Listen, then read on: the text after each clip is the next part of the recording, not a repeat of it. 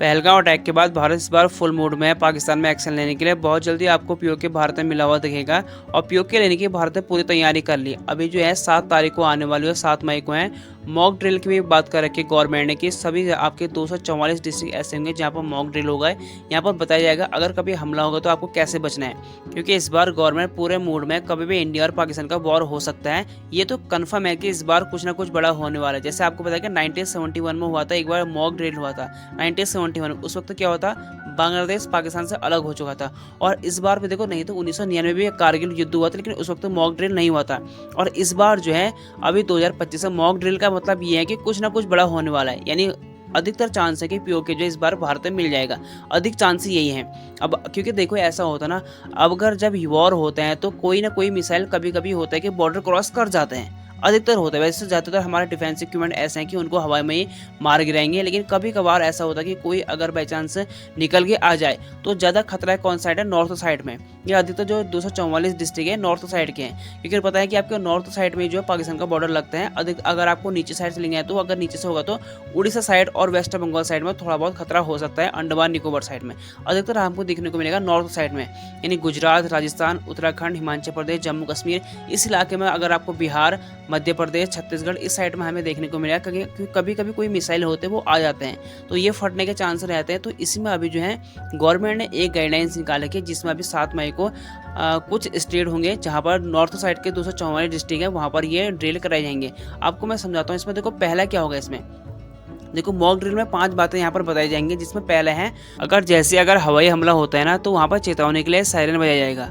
जैसे आपने यूक्रेन और रशिया की वॉर में देखा होगा, जैसे अगर हवाई हमला होता है तो वहाँ पर ये सायरन बजाया जाता था, ताकि अगर आप जो है ना जहाँ पर भी आप सुरक्षित रहो, आप अगर कहीं बाहर हो तो आप सुरक्षित स्थान पर चले जाओ ताकि किसी को कैजुअलिटी ना हो। पहला तो ये है कि सायरन बजाया जाएगा।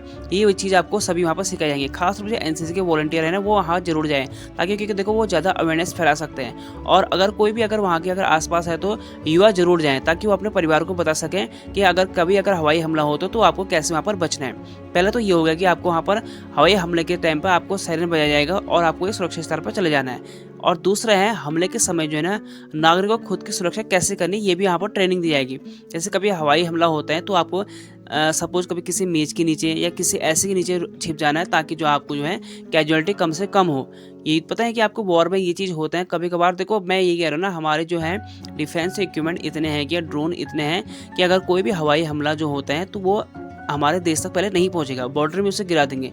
कभी कभार कोई अगर आ जाता है तो उसी के बचाव के लिए ये सभी आपको वहाँ पर सिखाए जाएंगे 7 मई को, ठीक है। क्योंकि पता है कि इस बार कुछ ना कुछ बड़ा होने वाला है। जो 1971 में हुआ था, जैसे 1971 में बांग्लादेश अलग हो चुका था, उसमें हुआ था एक बार ये ड्रिल हुआ था मॉक ड्रिल, और अभी हो रहा है 2025 में। यानी इस बार भी कुछ ना कुछ बड़ा होने वाला है। और जैसी वॉर होता है ना, देखो अभी जो तुर्की है ना, तुर्की ने अपना जहाज भेज दिया पाकिस्तान के लिए।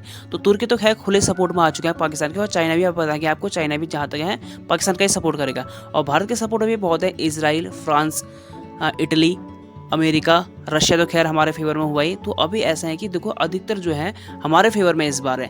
तो बड़ा काम करने का इस बार हमारे पास बहुत अच्छा मौका है। और इस बार आपको देखने को मिलेगा कि पीओके जहाँ तक मुझे लग रहा है कि वो इस बार इंडिया मिलने के इसके बहुत ज़्यादा चांस हैं। तीसरी यहाँ पर गाइडलाइंस से आपको सिखाई जाएगी मॉक ड्रिल के दौरान जो ब्लैकआउट कैसे करना है। यानी ब्लैकआउट ये है कि आपको पूरा अंधेरा कर देना है। अगर आपको बताया जाएगा कि जब भी देखो पता है कि आपको वॉर के टाइम में क्या होता है, अगर कभी हवाई जहाज अगर हवाई हमले होते हैं तो रात के टाइम में कहीं पर भी अगर थोड़ा बहुत भी लाइट जलती है ना तो आसान होता है वहाँ पर हमला करना थोड़ा बहुत, क्योंकि पता लगता है कि यार यहाँ पर शहर है, यहाँ पर हमला करें तो यहाँ पर ज़्यादा कैजुअलिटी होगी।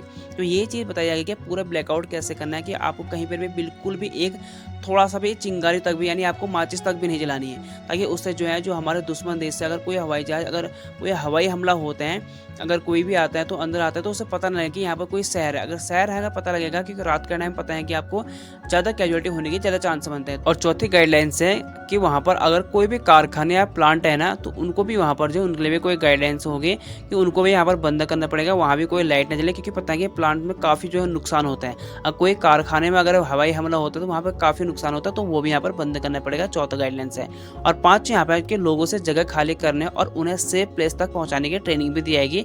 अगर पता है कि खास तौर पर इसलिए कह रहा हूँ कि एनसीसी को जाना कंपलसरी है, आप वहाँ जा सकते हो, ये आपके लिए इंपॉर्टेंट है, क्योंकि एनसीसी को सिखाई भी हो जाता है। और एनसीसी बनी भी इसलिए होती है, कभी वॉर होती है तो वो बैकअप के लिए जो है काम आती है, ठीक है। तो कभी अगर बाई चांस अगर वहाँ पर अगर कोई जगह पर अगर कोई कैजुअलिटी होती है तो कैसे ट्रेनिंग दी जाएगी। और पाकिस्तान में ये सिखा चुके हैं अभी तक। 4 दिन पहले ये जो है वॉर का जो पूरे जो मॉक ड्रिल है ना, ये पीओके में हो चुका है। यानी दोनों तरफ से आप सोच सकते हो कि इंडिया की तरफ से 7 मई को होने वाला है और पाकिस्तान में जो है पीओके में ऑलरेडी 4 दिन पहले ये मॉक ड्रिल हो चुका है। तो यानी ये कह सकते हो आप दो की दो कंट्री यहाँ पर पूरी तरह से प्रिपेयर हो चुके हैं, कभी भी वॉर होने के चांसेस बन सकते हैं। तो ये 5 यहाँ पर गाइडलाइंस दी गई है, 5 के 5 आपको ध्यान रखने वाली है। अगर आप इस डिस्ट्रिक्ट में बिलोंग करते हो, पता है कि ज़्यादातर आपको जो नॉर्थ साइड के रहेंगे, क्योंकि नॉर्थ साइड पर हमला होने के ज़्यादा चांस हैं।